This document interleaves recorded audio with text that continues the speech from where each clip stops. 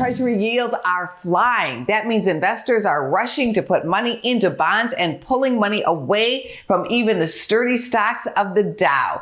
We are turning to Tim Biggam, a Delta Derivatives. Tim, the bond market is sending headwinds to the stock market. What is going on here? Yeah, absolutely. So I think once the 10-year especially broke convincingly above that 4.5% level, stocks found a headwind. And then as it rips higher, certainly the NASDAQ names, especially in the Russell, feeling the most selling here as interest rates that had higher affect those two indices the most here. So be interesting to see with some more inflation numbers the rest of the week and the next Fed meeting looming, what kind of effect this has. If the next rate hike is going to be one and done, or maybe even more, which would certainly put a dent in stocks if the Fed alludes to that they're going to continue raising even more than perhaps one more time. Doesn't this look ominous, though, with the Russell, the traditional canary in the coal mine, falling? Yeah, and it's, I think it's time to maybe,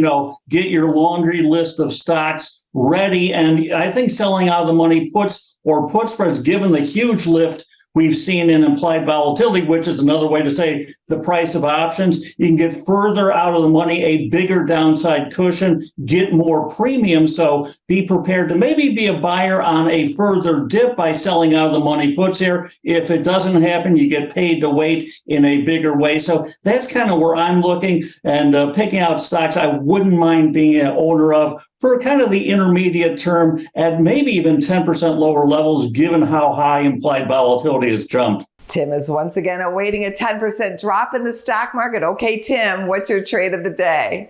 Yeah, looking at a stock that is down about 50% over the past week or so, NEP, Nextera Partners, part of Nextera Energy, they came out, and higher rates certainly affect this name in a big way. The stock, like I said, has gotten absolutely clobbered, but we're seeing big repeat call buying here. Implied volatility on this now at the highest level we have seen over the past year by far. So I'm jumping in, buying the stock at depressed levels, selling these very expensive calls, just looking for the stock to find some support down around the 20 level. It was trading almost 50 a little over a week ago. Thanks so much, Tim. You bet. Anytime, Ange. Take care. Go to businessfirstam.com for where to see our show on TV.